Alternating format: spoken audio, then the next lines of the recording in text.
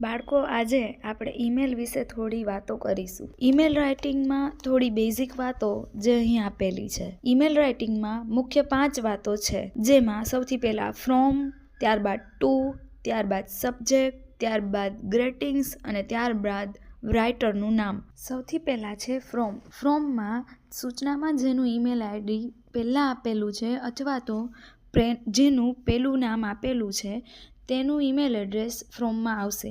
એટલે કે લખનારનું email address ફ્રોમમાં આવશે. હવે જ્યારે એવું થાય કે સૂચનામાં પેલું નામ પણ ના આપ્યું હોય અને પેલું ઈમેલ એડ્રેસ પણ ના આપ્યું હોય, ત્યારે તેની જગ્યાએ write to email to your friend એવું લખ્યું હોય તો યોર ફ્રેન્ડ એટલે કે તમારા ફ્રેન્ડને તમારે લેટર લખવાનો છે, તો સૌથી પહેલું નામ એટલે કે ફ્રોમમાં જે નામ છે એ તમારું આવશે.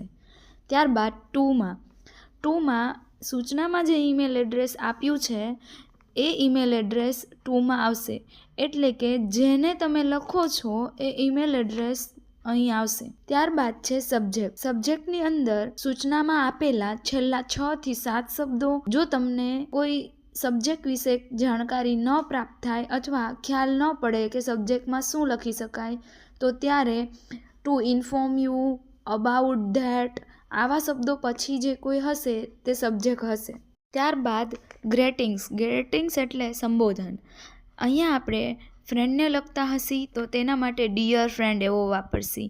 જ્યારે આપણા વાલીને લખવાનું થાય, મમ્મી કે પપ્પાને લખવાનું થાય, ત્યારે આપણે ડિયર પેરેન્ટ્સ અથવા ડિયર મધર, ડિયર ફાધર એવું લખી શકીએ. અહીં ખાસ યાદ રાખવાની બાબત એ છે કે જો આપણે પ્રિન્સિપાલ તેમજ કોઈ હોદ્દેદાર વ્યક્તિને ઈમેલ લખવાનો થાય ત્યારે ડિયર નહીં લખીએ.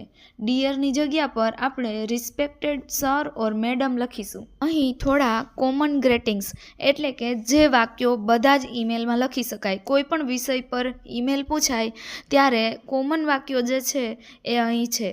સૌથી પહેલું છે I hope all is well એટલે કે હું આશા રાખું છું ત્યાં બધું મજામાં હશે અથવા બરાબર હશે. It was a pleasure meeting you હું આનંદ અનુભવું છું કે તને મળીશ. I hope you are enjoying this lovely day હું આશા રાખું છું કે આ દિવસો તમારા સારા પસાર થતા હશે. I wanted to let you know that હું તમને આ બાબત વિશે જણાવવાની ઈચ્છા રાખું છું. This is a quick note about આ એક નાનકડી નોટ છે આના વિશે. માનો કે તમે જેના વિશે પણ લેટર લખો છો, જેના વિશે પણ ઈમેલ લખો છો, એના વિશેનું કોમન વાક્ય છે this is a quick note about. ત્યાર પછી કન્ક્લુડિંગ લાઇન્સ એટલે કે છેલ્લે લખવાના કોમન વાક્યો. થેન્ક યુ ફોર રીડિંગ તે આ ઈમેલ વાંચ્યો તે બદલ તમારો આભાર. Thank you for your understanding તમે આ ઈમેલને સમજ્યો એ બદલ તમારો આભાર. Please contact me for additional help કોઈ વધારાની મદદ જોઈતી હોય તો મને કોન્ટેક્ટ કરશો. I am looking forward to hearing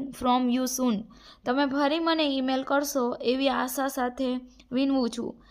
any help you can offer me would be greatly appreciated કોઈ મારી મદદની જરૂર છે તો એ મારા માટે સદનસીબની વાત છે. Please feel free two contact me if you need any further information જો તમારે આ બાબત વિશે કોઈ વધારે માહિતી જોતી તો મારો સંપર્ક કરી શકો છો. આવા બધી કન્ક્લુડિંગ લાઇન્સ એટલે કે છેલ્લે લખવાના કોમન વાક્યો છે. અહીં એક ઉદાહરણ આપવામાં આવ્યું છે જેમાં એક ઈમેલ આપવામાં આવ્યો છે એડવાઇસ ટુ ઇમ્પ્રૂવ ઇંગ્લિશ સુધારવા માટે લખતો ઈમેલ જે અહીં આપવામાં આવ્યું છે. Thank you for watching.